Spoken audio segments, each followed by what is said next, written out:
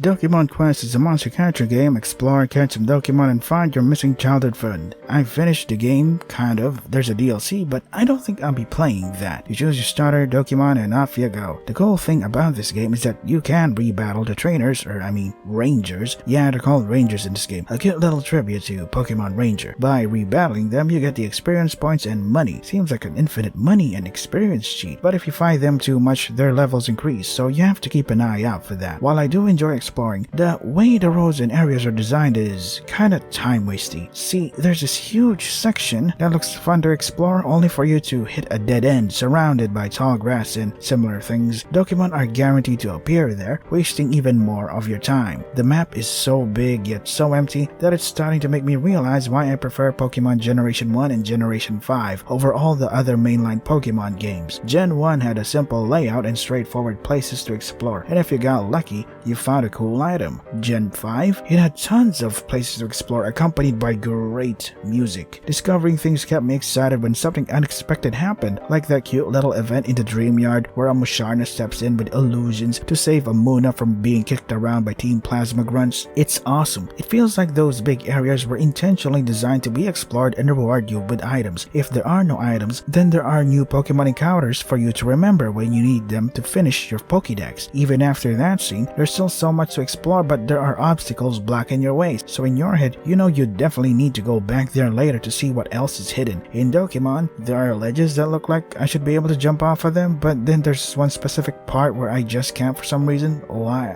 I don't know. I really didn't like exploring the whole map because it's a whole lot of nothing rather than discovering something cool. It's also annoying that when I do keep on trekking, I find myself at a dead end and have to trek all the way back. Wow, how fun. I just want to move on, man. Don't get me wrong, I like the game for now, but I didn't have any second thoughts putting it down, which is easy, and I don't feel like ever picking it up again the way I would with Pokemon Gen 5. Probably the most lacking elements in this game are the music and the sound effects. I'm sure the music was composed to fit whatever vision or audio, wink wink, the developer had, but man, it does not hit at all. It just sounds like bells or wind chimes. The sound effects are even worse. They don't feel impactful at all, boring as hell. The regular battles in Pokemon Gen 1 sounded so cool, impactful, and sweet to the ears. Gen 1 was working with primitive 8-bit sound chips, but those attacks still had the crunchy, satisfying thud. Dokimon's audio just feels completely hollow. I'm gonna use this cool move called, Dragon Breath, and its sound effect? Bleep. Wow, I totally feel the impact.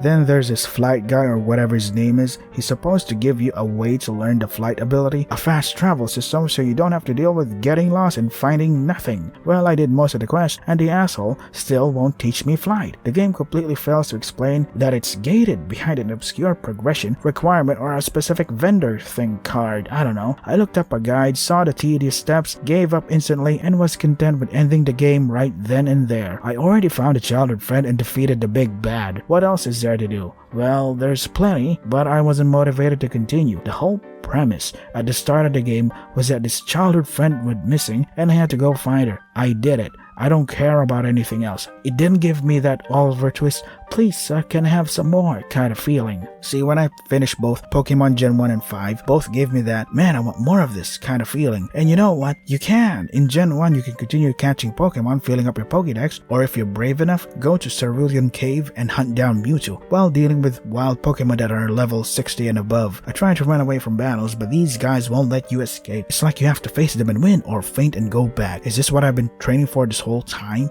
Like, there were so many ominous journals detailing Mewtwo, a mysterious Pokemon born of Mew. If you think about it, ghost types were supposed to be the hard counter to psychic types, the counter to Mewtwo. Was Giovanni trying to assemble an army to capture Mewtwo this whole time? That would explain the Master Ball, his interest in the ghost, and all those ground types he has. There's so much you can piece together here, and the game never explicitly spells it out for you. I find that kind of subtle storytelling to be the absolute best in games. In Gen 5, you can re-battle the Elite Four, but they're tougher. I made the mistake of re-battling them again after finishing the game, and and they were packing serious battle heat, my friends. If you think you're done, you're wrong. You can hunt the 7 sages, the bastards that were stopping you this entire playthrough, and finally kick their asses yourself. You can explore Black City or White Forest, catch a bunch of legendary Pokemon. Like, their series probably has the most content to do after the main game. And if you jump into the sequels, Pokemon Black 2 and White 2, you get Pokestar Studios. I love that you can act in B-movie hilarity. It's the best minigame I've ever experienced. You don't even have to finish the game to play it. You unlock it just by playing through the main story. Some Pokestar Scouts sees you and ask you to star in their films. I remember spending most of my time in Pokestar Studios, choosing my moves carefully to see how the script would unfold. If you nail all the choices, the movie is a box office hit with a happy ending. If you mess up, the film becomes a hilarious box office flop. And no, you don't get $1 million Pokédollars for your trouble, probably because I didn't sign a contract. Those greedy bastards. This game, thank God I'm done.